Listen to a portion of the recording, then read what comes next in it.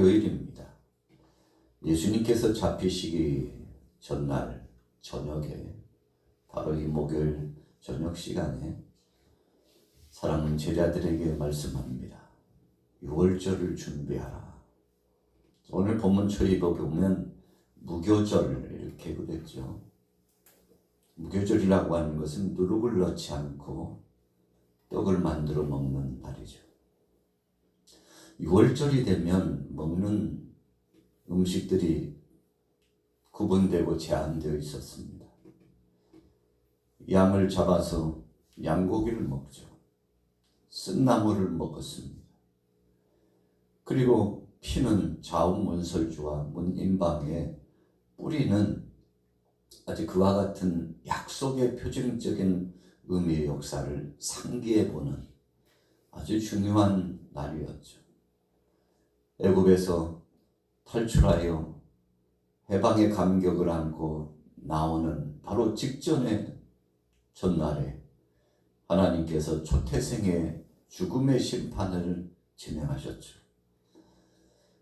9가지 재앙을 내려도 바로가 항복하지 않고 애굽에 있는 그 많은 사람들이 여전히 우상 숭배를 하고 하나님 중심으로 나와서 회개하지 않고 항복하지 않자 마지막 재앙 10번째 재앙 초태생을 죽이는 재앙을 진행하셨죠.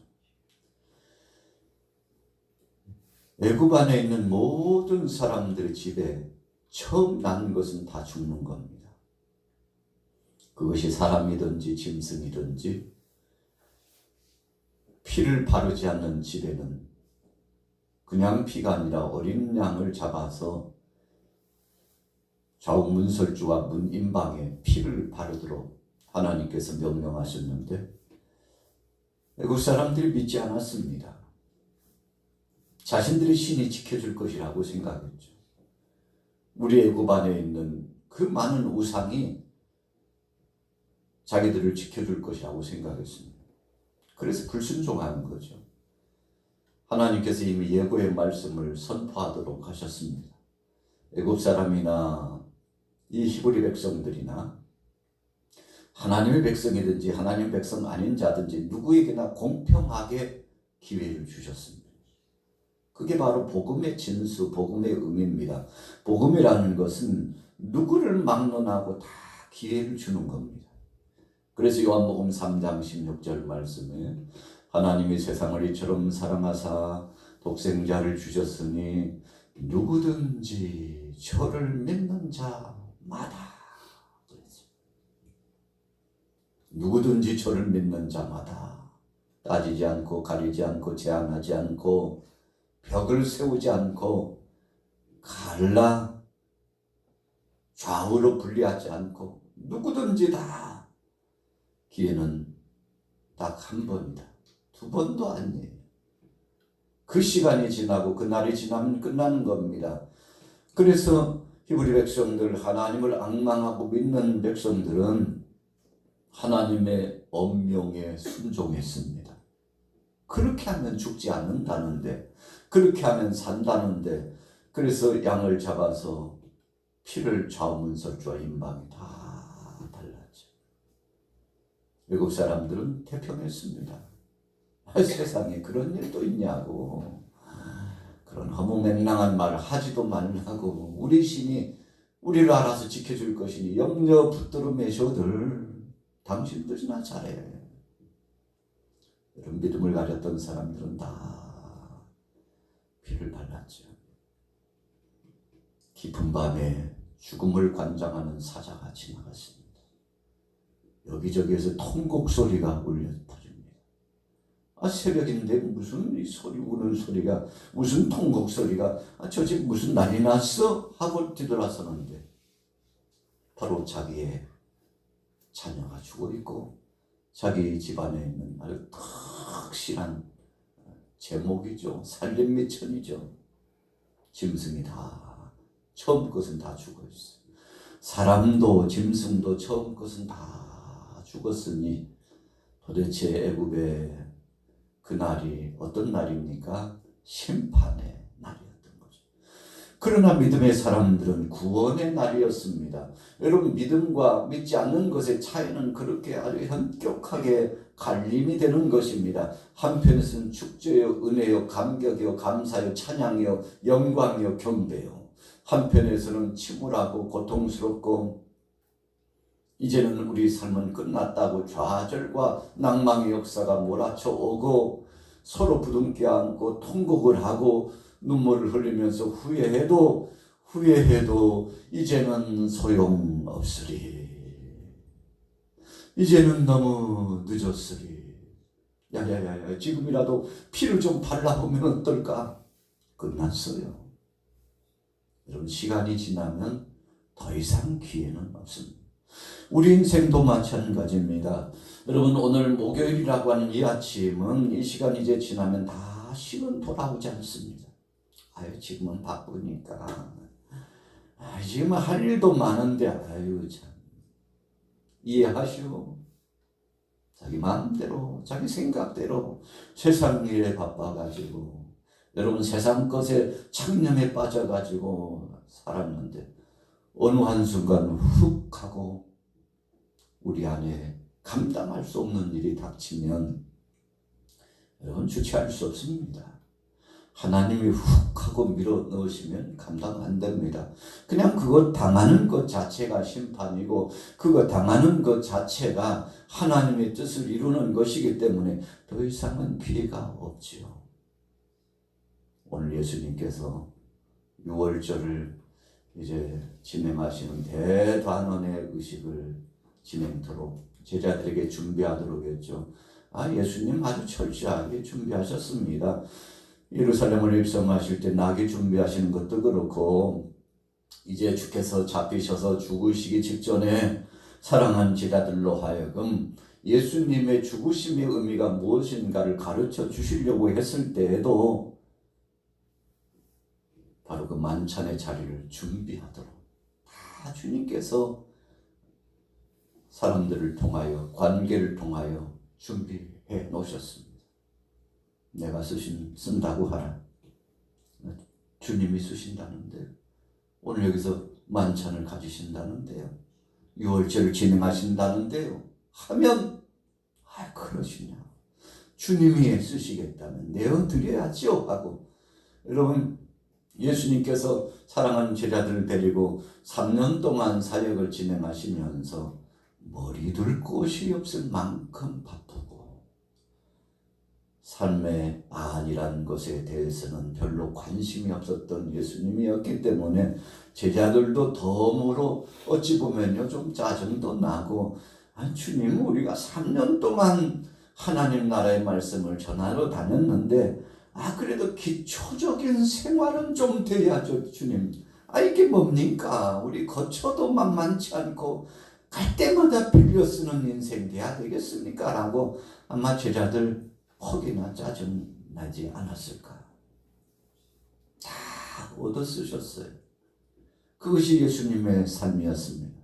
이사야 53장에 말씀한 것처럼 연한 줄기의 새순처럼 주님께서 메마른 땅에서 솟아 올라왔는데 흠모할 만한 아무것도 없이 참 예수님의 모습이 초라할 것이라고 하는 것을 이사야 선지자가 예언했는데 그 말씀 그대로 예수님 모습 고운 모양도 없고 풍채도 없으실 거다 예언했는데 그러니까 화가들이 그리는 예수님이 인자하시고 얼굴이 탱탱하고 미남형에 키도 헌출하고 옷을 입으셨는데 풍채가 있고 폼새가 있고 맵시가 있고 이런 모습 아니었다는 겁니다. 주님은 몰골이 많이 아니었을 겁니다. 적어도 말씀대로 한다면 이 볼 쪽이 쏙 들어가고 광대뼈가 이렇게 톡 튀어나오시고 그리고 주님은 손도 그 몸도 항상은 가리처럼 아침도 안 잡수셨나 저러다 주님 쓰러지시겠다 할 만큼 아주 초라한 모습. 그럼에도 불구하고 그분은 능력이 있으셨고 하나님이셨으며 그분이 가는 곳곳마다 은혜의 역사의 물줄기가 강물처럼 흘러내리고 주님 앞에 앉아서 말씀을 먹고 마시는 자들은 마치 떡을 먹고 음료를 마시는 것처럼 말씀을 먹는 자들은 은혜의 능력이 권세와 치유와 회복이 나타났다 이겁니다. 여러분, 그래서 진정한 경건은 보기 좋은 것이 아니고 진정한 경건은 감동이 있는 것이고 진정한 경건은 하나님이 기뻐하시고 성령님이 기뻐하시는 거죠. 오늘 저와 여러분들이 이처럼 주님 앞에 나와서 마음을 조아리고 영광 돌리며 함께하는 이유가 뭡니까? 성삼위 하나님께서 이 시간을 받으시고 함께하시기 때문에 참 세상의 어떤 시간보다도 복되고 감격스러운 시간이죠. 제자들이 예수님께 가까이 와 앉았습니다. 역사적으로 보면 성만찬 자리에 제자들이 예수님과 함께 앉아있는 모습은 비스듬히 누워가지고 예수님 앞에서 떡을 나누고 잔을 나누면서 사랑의 교제의 장이었다 이겁니다. 식탁을 마련하고 제대로 앉아 자세가 그게 뭐야? 이런 분위기가 아니라 자유롭게 자유로운 분위기 가운데 주님께서 떡을 떼어서 받아 먹어 예수님이 직접 건네주시는 것을 받아 먹었다 이거. 사발에다가 잔을 준비하셔가지고 다 돌려 먹어. 우리가 성찬할 때 자기 잔 다 구분했던 그런 잔의 의미가 아니었다 이겁니다. 한 식구야 한 식구는 그냥 먹어도 돼. 이런 분위기였다 이겁니다. 떡도 먹고 잔도 받아서 먹으면서 야 배부르려고 먹는 거 아니야? 그런 말씀을 던지셨을 수도 있죠. 아이 체할라 천천히 의미를 되새기면서 이 떡과 이 잔의 의미가 뭔지 내가 알려줄게 하면서 예수님께서 제자들에게 아주 상세하게 설명을 해주신 그날이었다는 겁니다. 이제는 사랑하는 제자들과 아늑한 분위기에서 함께하는 시간이 마지막 시간이 되고 있는 이 시간 속에서 예수님께서 사랑하는 제자들을 다 챙기시면서 유다야 눈도 마주치고 베드로야 부르시고 요한아 다 부르시면서 아니 왜 오늘따라 주님이 우리를 부르시는 그 음성이 좀 다르지 않아? 여러분 제자들은 앞으로 다가올 예수님의 순환의 시간들에 대해서 관심 없었습니다. 생각지도 않았습니다. 그러니 이날 만찬의 자리는 축제적인 분위기였고 참 예수님께서 이렇게 우리를 자상하게 챙기시는 때도 있었나 하고 분위기가 무르익고 감격스러운 자리였을 것이라는 겁니다. 그런데 예수님은 의미심장한 말씀을 몇 마디 던지셨죠. 이제 내가 십자가에 못 박혀 죽는다. 주님의 죽으심을 말씀하고 그리고 이 떡을 먹으면서 내가 너희를 위하여 살이 찢겨질 것이라고 잔을 마시게 하시면서 너희를 위하여 흘리는 피라고 말씀하시고 그런데 이 중에서 한 사람이 나를 팔게 되리라. 제자들이 그 말씀에 깜짝 놀래가지고 아니 주님 그게 무슨 말씀이에요? 아니 주님을 팔다니요. 그런 배은망덕한 거시기가 어디 있냐고 아마 심한 표현을 했을 겁니다. 그래도 제자들은 걱정이 돼가지고 예수님 라비요 주님 접니까요? 저 아니지요 막 앞다투어서 저 아니죠 하는데 분위기가 갑자기 막 싸늘한 분위기가 이루어졌을 것이라고 생각합니다. 그때 예수님 마지막 한 말씀 하셨죠. 나와 지금 함께 그릇에 손을 넣는 자가 나를 팔리라. 유다가요 예수님과 함께 손이 당겨지는데 얼마나 놀랐을까요? 깜짝이야 주님. 그게 무슨 말씀이에요? 유다도 주님 저 아니지요? 나와 함께 그릇에 손을 넣는 자가 팔리라. 이미 정해졌어요. 주님 말씀해 주셨어요. 주님 저 아니죠? 양심의 가책을 느끼고 찔렸던, 이미 공모를 하고 예수님을 팔 것을 작정하고 계획했던 이 유다, 은 30에 예수님 팔아먹으려고 생각하고 모든 계획을 다 짜놓고 있었던 유다가 떨리는 심정으로 저는 아니지요. 여러분, 그렇게 주님 앞에서 태어났던 유다가 예수님을 은 30에 팔아버린 장본인 아니었습니까?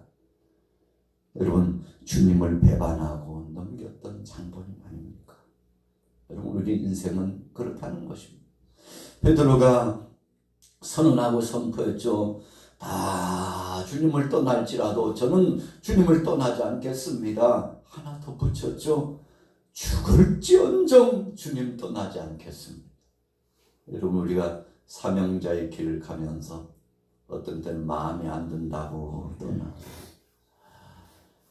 내 성격에 안 맞는다고 떠나고, 꼴 보기 싫어서 떠나고, 이러고 있으면 대우 못 받으니까 내가 이러려고 신앙생활 했냐고, 그래서 마음 상해가지고 떠나고, 자기의 사명의 자리를 헌식장처럼 내팽개치고, 도대체 내가 이 자리 아니면 자리가 없냐고, 여기 아니면 갈 곳이 없냐고. 여러분, 인생들이 다 그렇게 자기 중심적으로 해석하고 자기 마음대로 생각하고 그렇게 사명의 자리를 떠나는 거 아니겠습니까?